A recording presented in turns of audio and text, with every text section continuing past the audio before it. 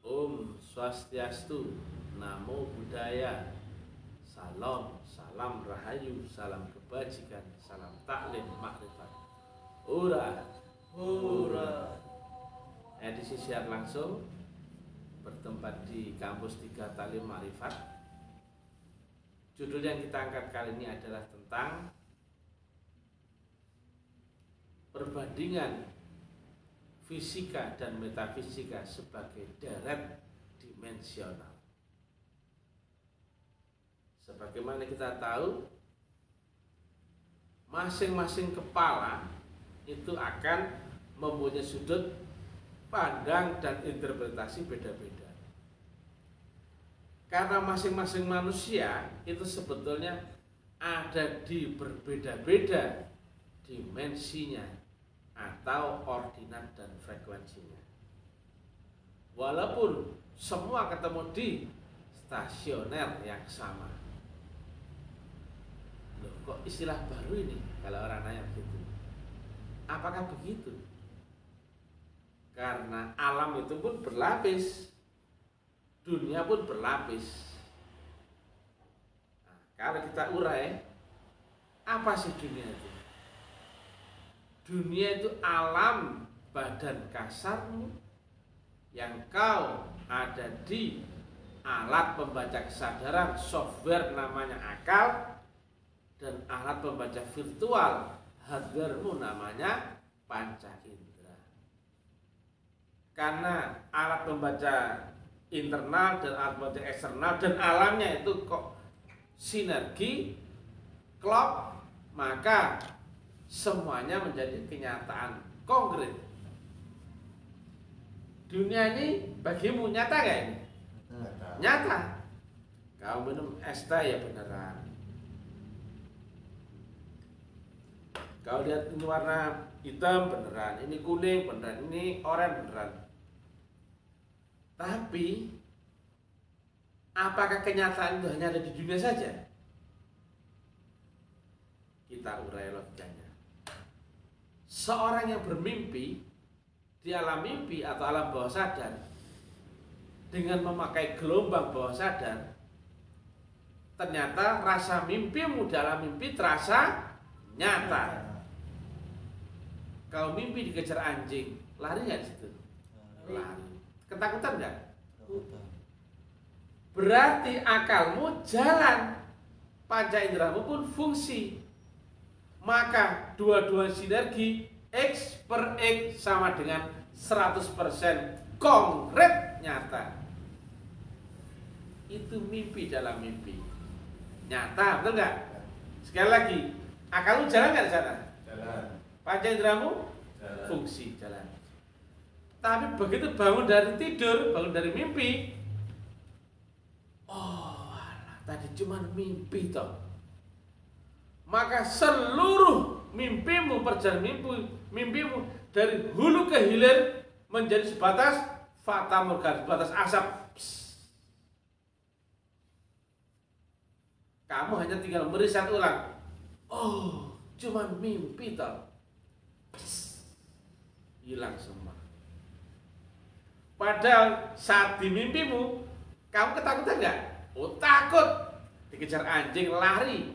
Kadang sampai manjat pohon, lompat parit dan sebagainya. Begitu kamu bangun, menjadi fata morgana. Nah, kemudian alammu ketika terjaga juga alam yang nyata. Apakah alam nyata itu? Sekali lagi, akalmu jalan, panca inderamu fungsi. Betul? Nah, ini nyata. Tadi pun rasanya juga nyata.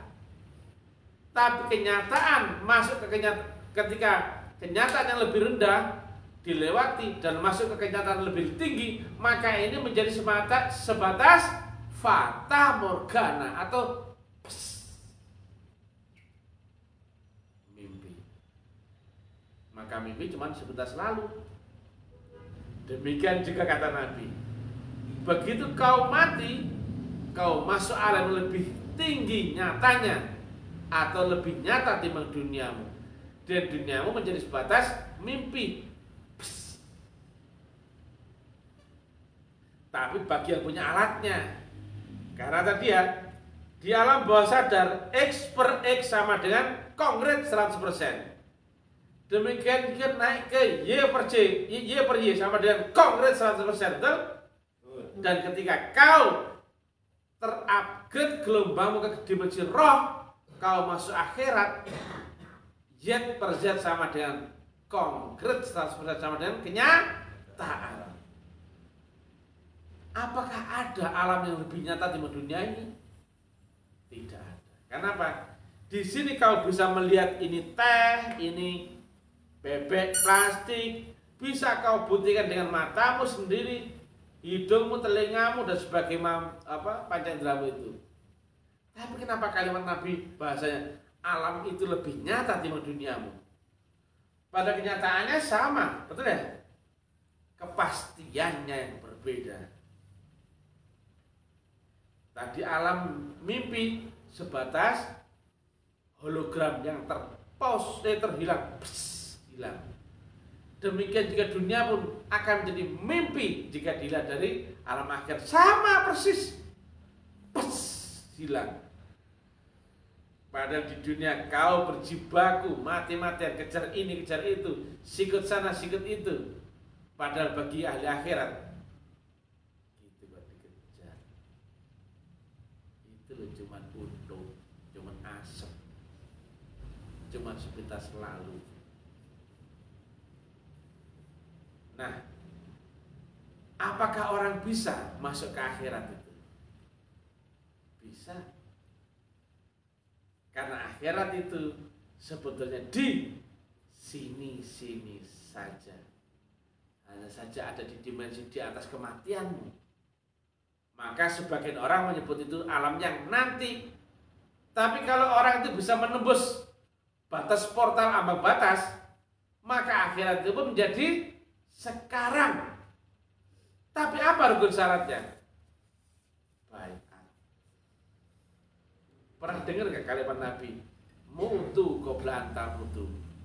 Kau dimatikan di dalam kehidupanmu, dan kemudian kau bangun di alam berbeda, tapi rasanya seperti dunia yang sama. Atau juga kalimat Nabi, udkhulu fis silmi kafah. Islam itu harus menyeluruh, masuk. Udkhulu jawab, udkhulu, masuklah kamu. Lah yang disuruh masuk itu di luar apa di dalam? Di luar. Berarti yang disuruh masuk itu adalah orang-orang yang belum masuk ke dalam dirinya sendiri. Nah, itu kan masuklah itu kalimat apa? Kalau nggak perintah, anjuran, syarat, betul nggak? Berarti manusia semua itu dianjurkan, diperintah, disarankan Nabi untuk masuk ke dalam diri rohanimu. Berarti kau yang belum baiat itu masih ada di dimensi luar dirimu. Kok ada luar, kok ada dalam, Bang? Mau rasain sama-sama di dunia yang sama? Tidak. Kita ketemu di stasioner, tapi gelombangku beda dengan gelombangmu. Gelombangmu beda dengan gelombang orang lain. Frekuensi beda, gelombang beda, ordinatnya beda. Dunia yang sama, kata Nabi, ada yang dunia itulah neraka bagi orang beriman, atau dunia adalah bagi orang berakal, dan dunia juga adalah surga bagi orang kafir. Loh, sama-sama dunia. Kenapa ada berlapis-lapis alam yang didapatkan oleh masing-masing dimensi orang yang berbeda-beda? Nah, di manakah seluruh alam itu? Apakah ada ujung batasnya langit biru itu? Tidak. Ternyata batasnya akal adalah sebatas, batasnya dunia adalah sebatas akalmu sendiri. Begitu hilang akal sadarmu, maka seluruh apapun yang kau dapatkan dari interpretasi duniamu akan lenyap. Istrimu ada nggak waktu kau tidur? ilmumu. Tuhanmu pun nggak ada, betul nggak? Quran pun nggak ada, agama pun nggak ada. Karena akalmu lenyap, maka seluruh kesadaran duniamu akan hilang, bagaikan asap. Hilang sudah. Itulah gelombang akal. Tidak mungkin bisa melampaui alam di atas akal. Mentok cuma di batas dunia itu, yaitu di batas akalmu. Yang begitu hilang akalmu, hilang semuanya. Itu tidur sudah hilang, apalagi pingsan, apalagi mati. Lah bagaimana gelombang sadar bisa naik kepada yang maha sadar, sementara batasmu hanya sampai sini tok loh. Mungkin gak kau bisa merasakan akhirat? Tidak mungkin. Kecuali yang disebut Nabi dengan mutu qoblantamu. Itulah baiat masuk tarekat. Tapi tarekat yang besar TM. Bukan tarekat yang sontolo itu, bukan. Mereka terangkan ini aja gak ngerti. Yang menerangkan ilmiahnya berarti dia telah menganalisa, mengalami, meriset, dan hulu ke hilir telah sampai. Makanya bisa menerangkan treatment, kesimpulan yang kemudian diterangkan secara ilmiah, logik kepada banyak orang. Kalau bukan pelaku nggak mungkin. Kalau bukan seorang yang finisher nggak mungkin. Kenapa? Kalau belum sampai, kau belum tahu variabelmu sampai mana, finishmu sampai mana, katalismu bagaimana, rumus hukumnya bagaimana, masih buta. Misalkan ya, kau mau ke Jakarta, kamu naik odong-odong, apakah kau bisa pastikan odong-odong sampai Jakarta sementara kau belum pernah sampai? Kalau kemudian kau bilang dengan odong-odong kita sampai Jakarta, kau aja belum sampai. Bisa jadi ternyata naik kereta api, tapi ketika sampai, aku baru bilang naik sampai ke Jakarta, pakailah kereta api. Kenapa? Telah sampai. Lah kalau orang aja masih ketawil belum sampai, mana bisa dia menerangkan penerangan ilmiah, apalagi rumusan metodologi, kepastian. Karena apa? Pasti akan menurut sudut pandangmu sendiri, betul gak? Karena menurutmu naik odong-odong bisa sampai, padahal belum tentu. Bisa jadi kau di tengah jalan disikat sama kereta api kayak atau apa, kau belum sampai. Maka bisa menerangkan metodologi yang ilmiah, logik nalar tinggi adalah orang yang telah sampai dan telah membuktikan dari hulu ke hilir dan dihitung, dianalisa, dipastikan dengan presisi tinggi, baru dia bisa menyampaikan kepada orang lain. Oh, ke Jakarta naik ini, berangkat jam sekian dengan ini, kau akan sampai sana sekian, ini itu akan ketemu pertigaan, nanti kendaraan pilihan kanan, nanti sampai sana jam sekian, tahu semua. Makanya mohon maaf ya, apakah ada orang yang menerangkan agama sebagai rumusan metodologi? Ada nggak saya tanya? Nggak ada. Cuman teori, cuman cerita, cuman mudzakarah, cuman hasil diskusi, hasil keyakinan, hasil kepercayaan. Betul bukan?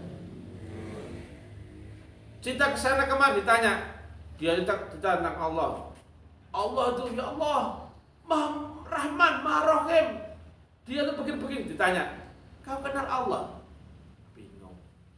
Bagaimana caraku agar aku bisa kenal Allah? Lewat jalan yang mana? Gurunya siapa? Bagaimana prosesnya? Udah bingung. Berarti kau cuman pemimpi. Agamamu agama teori, sama sekali nggak payu. Buru-buru mau nerangin metodologi, mau ketemu praktek aja enggak, membuktikan aja enggak. Begitu ditanya wujudnya Allah, bisa jawab nggak mereka? Bagaimana saat itu bersaksi, bisa jawab dia? Enggak bisa. Siapakah Rasulullah zaman ini? Enggak bisa. Bagaimana kau bisa menerangkan Mi'raj? Enggak bisa. Di manakah wasilah? Enggak bisa. Bagaimana menembus akhirat sekarang? Enggak bisa. Lah bisa mau apa? Cerita.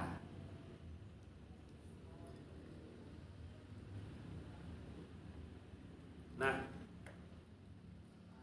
bahasa udkhulu fisilmi kafah, masuklah kamu, berarti manusia secara umum. Bahasa masuklah kalau nggak saran, perintah ya anjuran. Disarankan, diperintah, dianjurkan untuk masuk ke dalam dirimu yang di dalam dirimu itu. Siapakah dia? Perhatikan ayat demi ayat yang akan kami uraikan. Dulu di dalam kandungan ada kalimat, kutiupkan sebagian rohku dan kau bersujudlah. Berarti antara kita dan Allah adalah antara roh dengan maha roh.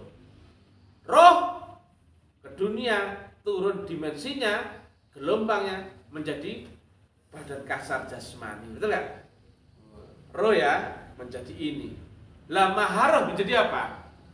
Maha roh menjadi mahanya manusia atau rajanya manusia. Kalau kau nggak ketemu dengan rajanya manusia, kamu nggak akan ketemu dengan rajanya roh atau maha roh. Itulah malikin nas atau wa ulil amri minkum, orang yang dikuasai di antara kamu yaitu guru. Nah, udah. Nah, hati-hati ya. Jadi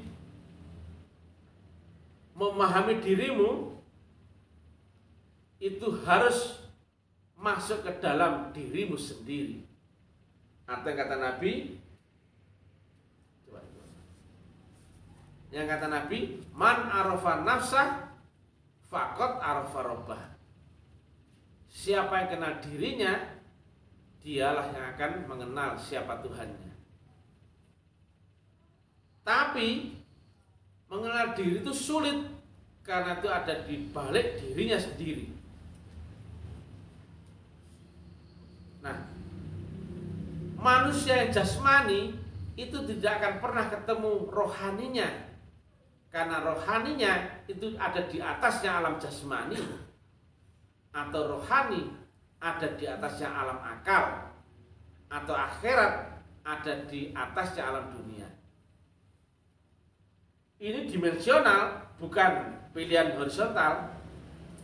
Maka seorang yang SMP itu tidak ngerti SMA, atau SMA-nya cuma fiktif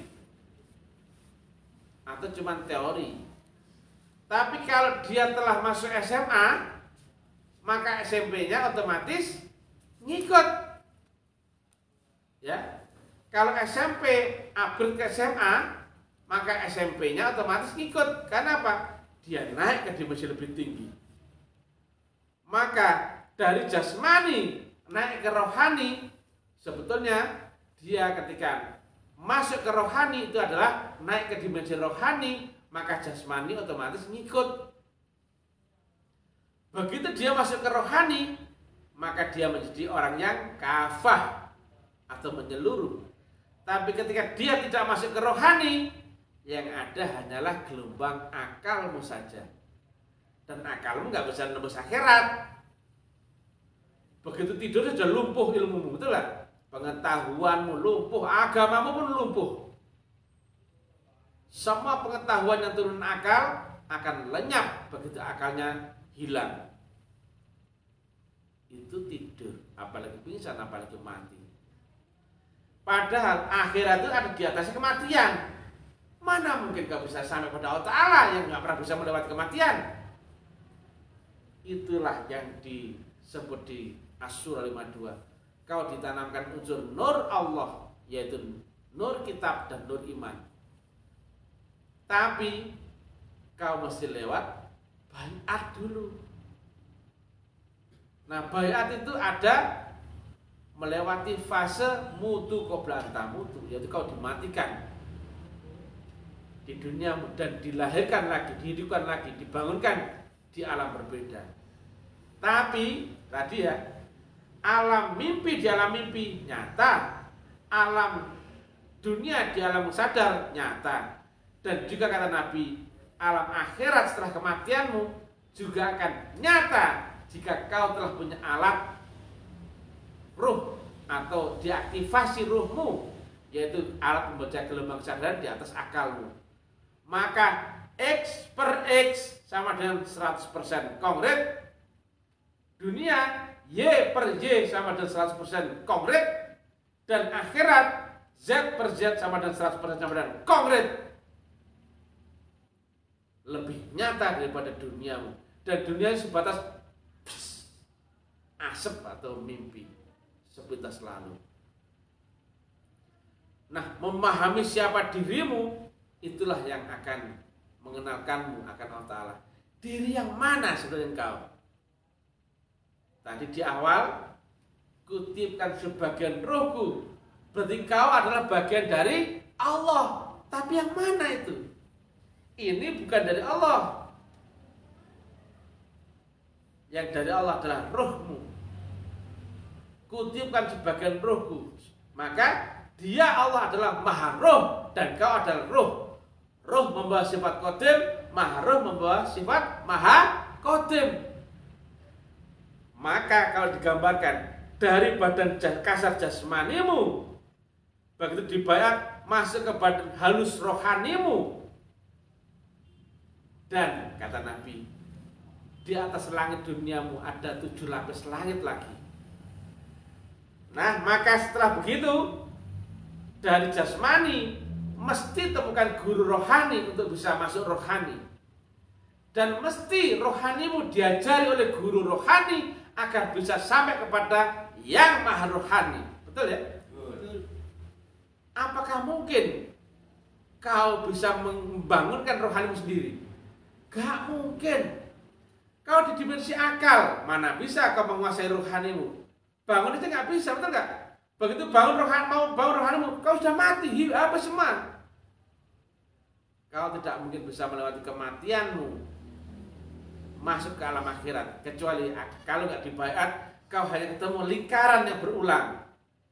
Karena tertinggimu adalah waktu misalkan 2400, karena kamu nggak punya alatnya untuk masuk ke alam 0 aksen atau jam 25 misalkan. Maka mentokmu hanya sampai 2400, itu sama dengan ketemu dengan 0000 lagi.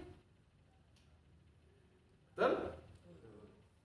Kau tidak bisa naik ke langit, kau juga nggak terima bumi.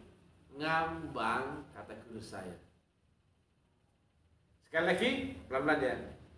Jika kau nggak punya alat masuk ke sini, nggak punya alatnya, maka hidupmu dari sini gridnya naik. Begitu 2400, begitu mati 2400 sama dengan 0000. Kau nggak pernah bisa menembus ini. Ini cuma fiktif karena kau nggak pernah bisa mengalaminya. Padahal ini nyata bagi yang telah punya alatnya. Sesederhana itu. Nyata itu apa sih akhirat itu? Ya akhirat ada ST, ada ini, ada apa, semua nyata. Kata Nabi kan nyata.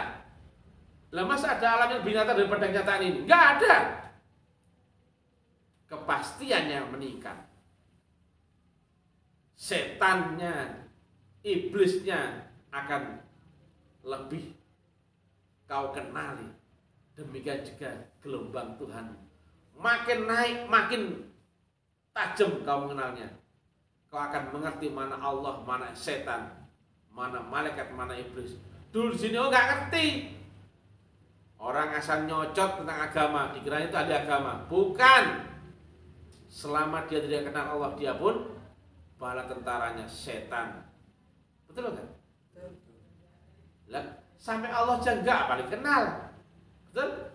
Lah kenal aja enggak apalagi bisa berserta. Ini enggak mungkin lah. Padahal jika tidak berserta Allah pasti berserta dengan setan. Enggak percaya? Ada enggak kalimat Nabi? Sekejap saja kau lepas zikirmu, maka akan diturunkan seekor setan masuk dalam dirimu. Nah itu sekejap, apalagi kau sehari, seminggu, sebulan, setahun, 10 tahun, seumur hidupmu kau gak kenal Allah Ta'ala. Gak pernah makrifat, gak pernah berguru kepada guru makrifat. Siapakah kau? nggak ada hubungannya dengan Allah Ta'ala. Kau adalah setan yang berkopiah, setan yang sholat. Apa buktinya bang? Kau beragama nggak? Oh beragama. Agamamu apa? Bisa jadi ini. Tapi kita tanya, kau kenal Tuhan? Bingung. Tuhan yang mana, bro? Maka masuk ke alam nyata, Tuhanmu pun berwujud. Ya bukan? Ya. Apakah bisa melihat wujudnya Allah Ta'ala? Karena ada pertanyaan begitu. Kan sedangkan dia menahan sifatnya wujud itu enggak? Ada nggak ayatnya? Fa aina matuwanu fasamma wajhullah. Ada nggak ayatnya? Lu ada. Kalau nggak ada ayatnya boleh bantah. Tapi kalau ada ayatnya itu konkret. Hanya saja bagaimana cara melihatnya? Gak kebayang dengan pengetahuanmu. Kenapa ada sifat wujudnya? Berarti sifatnya wujud di dunia ini berarti dia ada wujudnya, dia bisa kau lihat. Wujudnya loh ya, tapi wujudnya bukan Allah. Maka naik gelombang, semakin terang gambaran Allah dalam pandanganmu. Tapi pandangan bukan pandangan titik-titik itu ya, bukan itu. Ayatnya aja ada, masa kita nggak bisa, betul nggak?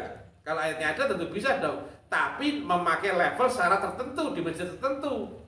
Nggak sembarang orang bisa ketemu ayat itu. Nah, jadi orang yang dibaiat itu memungkinkan dia masuk ke dimensi akhirat. Karena telah terizinkan, telah diaktifasi gelombang rohnya. Nah, kalau manusia itu nggak pernah diaktifasi rohnya, setiap kehidupanmu pasti ketemu titik nol lagi. Rohmu belum bisa pulang. Di alam kubur, di dalam mimpi ternyata nggak? Nyata ya? Di dunia nyata nggak? Akhirat juga nyata. Bagiku ini kenyataan, ini adalah akhiratku. Tapi bagimu, ini adalah duniamu. Maka kau mati-matian mengejar dunia. Kalau bagiku enggak. Buat apa sebetulnya selalu di sini? Kencing apa? Aku hanya mencari pulang kepada yang maha roh. Betul nggak? Betul. Bukan lagi ngurusin tetap bukan seperti kau. Makanya dunia ini menjadi surgamu. Tapi ini semua aku lewati. Maka aku lewat neraka untuk sampai kepada Tuhanku. Lihat baik-baik. Bagi seorang yang nggak pernah bisa naik ke akhirat, maka akhirat cuma fiktif, betul nggak? Atau metafisik. Metafisik itu apa? Alam atau dimensi atau gelombang yang tidak bisa terbaca dengan kemampuan manualmu, panca indramu, dan akalmu. Gak bisa kau menyentuhnya dengan penglihatanmu, pendengaranmu, dan sebagainya. Terlihat, cium, raba dengan dan rasakan. Akhirat hanyalah fiktif bagimu.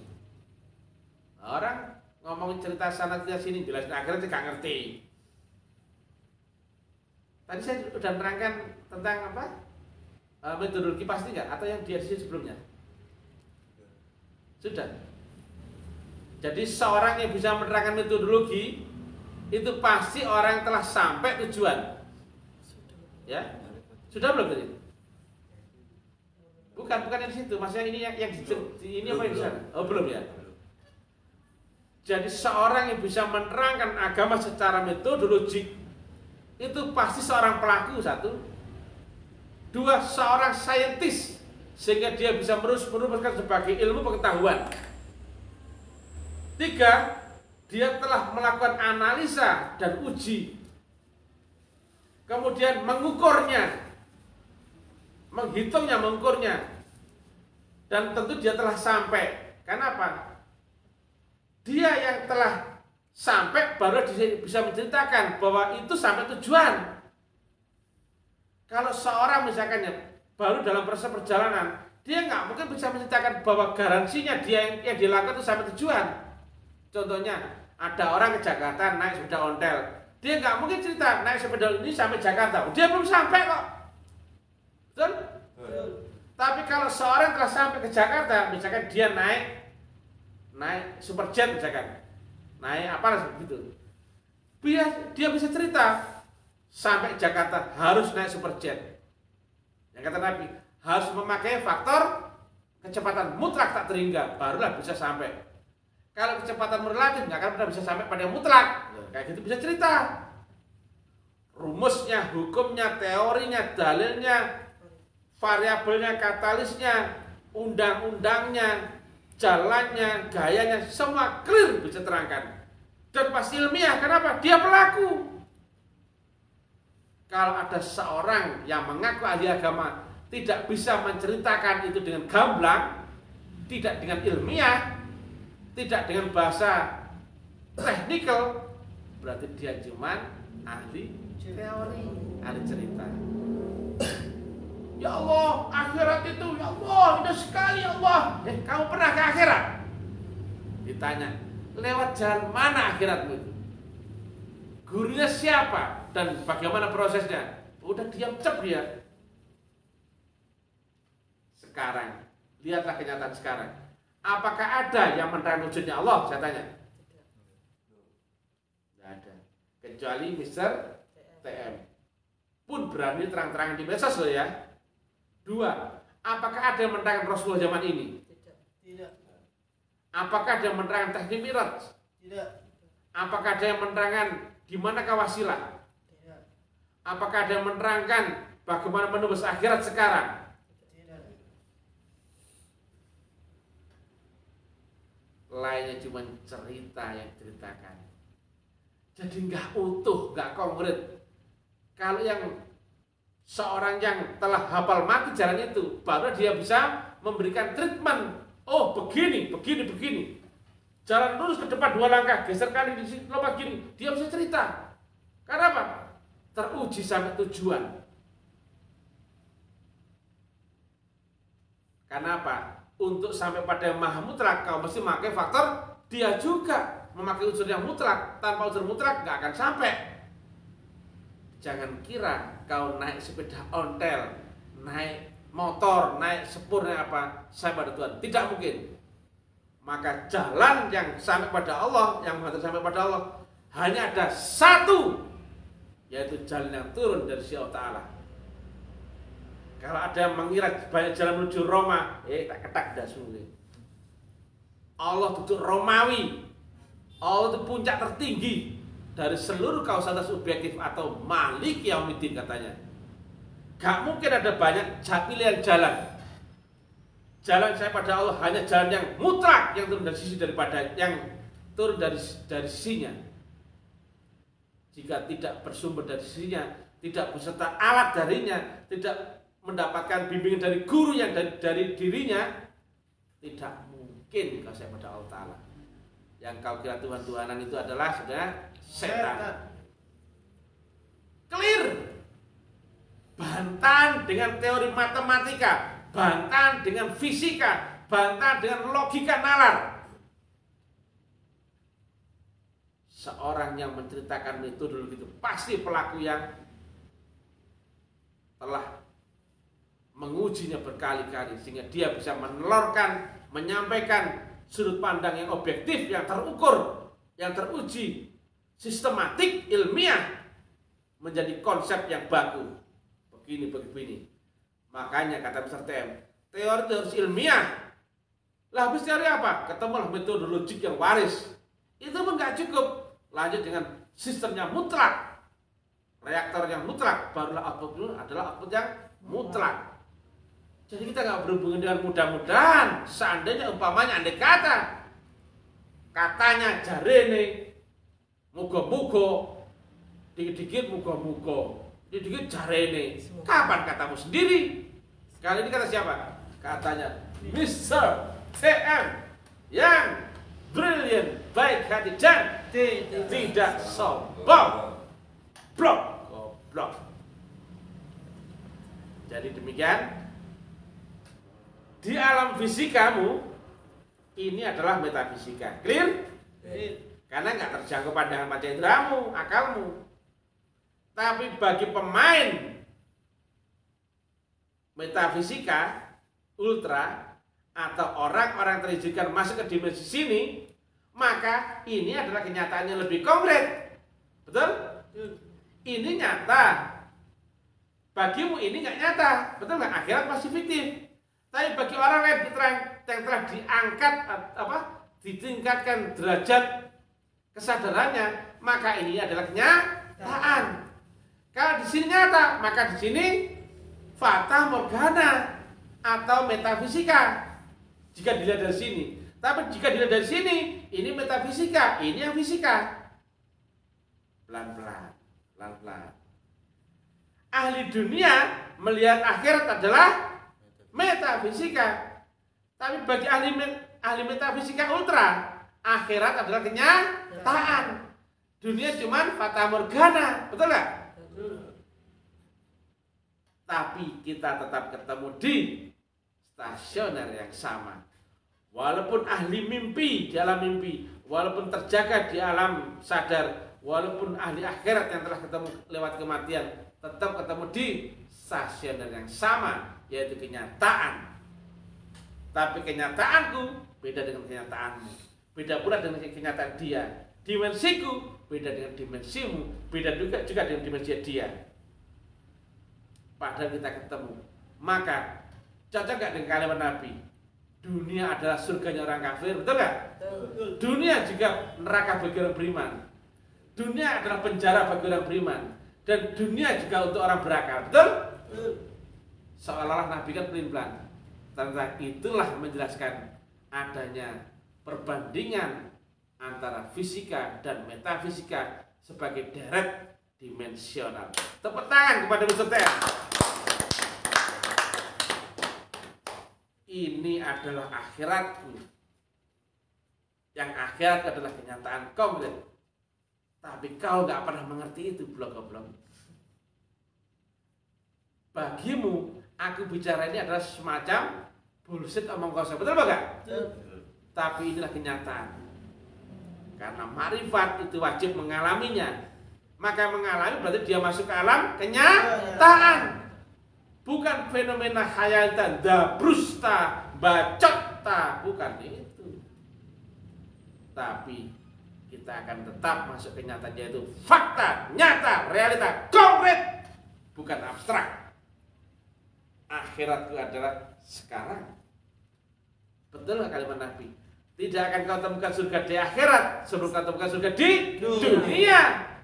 Tidak akan kau temukan Allah di akhirat sebelum kau temukan Allah di dunia. Telah ketemu nggak Allah sekarang? Ketemu. Wujud nggak dia? Wujud. Nyata nggak dia? Nyata. Nyata. Orang cuma cerita fiktif katanya, andai kata, buka begini, ketinggalan jauh bro. Dan gak ada yang bisa menciptakan ini sebagai metodologi rumusan, betul gak? Karena belum sampai. Gimana dia cerita kalau dia belum sampai? Dia naik sepeda ondel gitu. Masa dia berani dengan sepeda ondel ini aku sampai Jakarta? Kenyataannya belum sampai. Bisa jadi dia kali distruk di tengah jalan. Betul? Betul. Hanya sampai Jakarta yang bisa menciptakan Jakarta. Dia ditanya, naik apa? Oh naik ini. Berangkat jam berapa? Oh ini. Dengan siapa ini? Gurunya siapa ini? Jalannya bagaimana? Lewat mana? Tahu semua. Nanti sampai Jakarta jam berapa? Oh jam sekian. Itulah yang diceritakan sebagai rumusan metodologi. Kalau dulu, kalau bukan seorang saintis, gak mungkin bisa diterangkan itu. Bahasa pengalaman di alam itu diterjemahkan dalam bahasa ilmu pengetahuan, betul? Tapi karena Mr. T ini orangnya logik, nalar tinggi, dan saintis, maka bisa kita rumuskan tahapan-tahapan fase-fasenya dengan ilmiah tinggi. Ini publik loh ya, medsos loh ya. Kalau salah ucap atau ragu-ragu atau bukan seorang pelaku, pasti dia jatuh di dalam kata-kata sendiri, betul gak? Betul.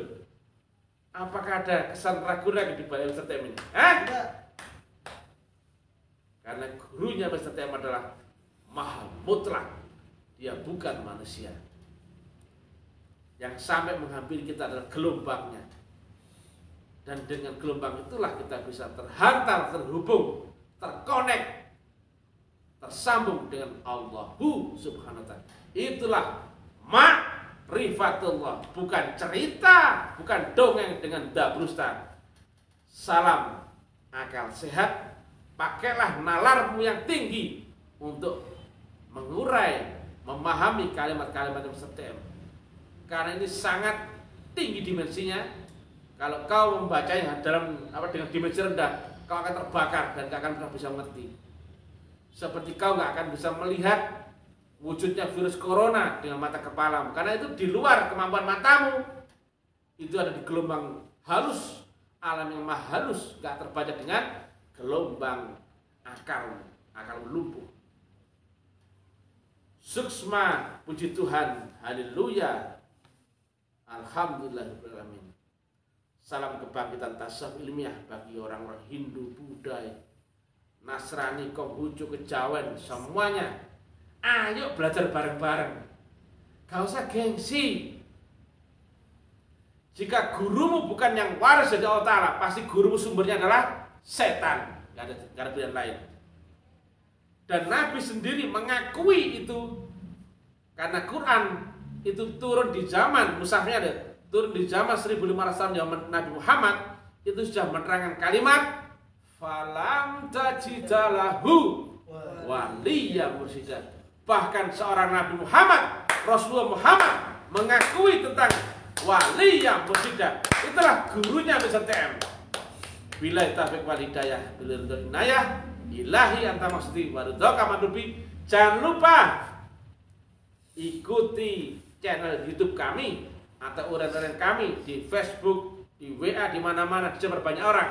Karena saat ini, mohon maaf ya, bukan sombong ya, hanya Mr. TM yang bisa menerangkan metodologi agama dengan eksak ilmu pasti. Ini medsos, bisa kau ukur, bisa kau timbang bagaimana kadar keilmiahannya, logiknya, to the point-nya, lugasnya, sistematiknya, terukurnya. Ini ilmiah tinggi, ya. Kalau kau belum bisa memahami, berarti kau belum ilmiah. Bukan kemudian kau menyalahkan saya. Bukan, nalarmu terbalik. Agama gak harus cocok dengan dengkulmu, tapi kau mesti cocok dengan agamamu. Paham gak kau? Sekarang enggak. Kalau gak cocok dikira salah, keliru. Kau yang salah. Goblok. Apakah kau pernah membuktikan syahadat itu bersaksi? Enggak pernah kok. Baru syahadat itu enggak laku kok. Imanmu enggak payu kok. Apalagi menerangkan yang lain. Jadi enggak perlu saya debat. Ngapain? Kamu lahir aja belum. Aku enggak di dimensi yang sama denganmu. Buat apa kau menerangkan? Yang membaca ini, yang melihat ini hanya orang yang dikehendakinya. Bukan urusanku menerangkan. Tapi kalau kepingin kau ikut belajar, masuklah ke kampus Taklim Ma'rifat. Ada kuliah online, kuliah offline. Gak usah gengsi bro. Biarpun kau jenggot itu panjang terurai, jubahmu 500 meter. Ya, oke. Loser. Apa itu artinya? Pecundang. Kalau kau tidak menang melawan dirimu, yang kata Nabi, melebihi jihad paling besar di duniamu, yaitu perang jihad melawan dirimu sendiri. Ilahi anta maksudi wa tukamatubi. Wassalamualaikum warahmatullahi wabarakatuh.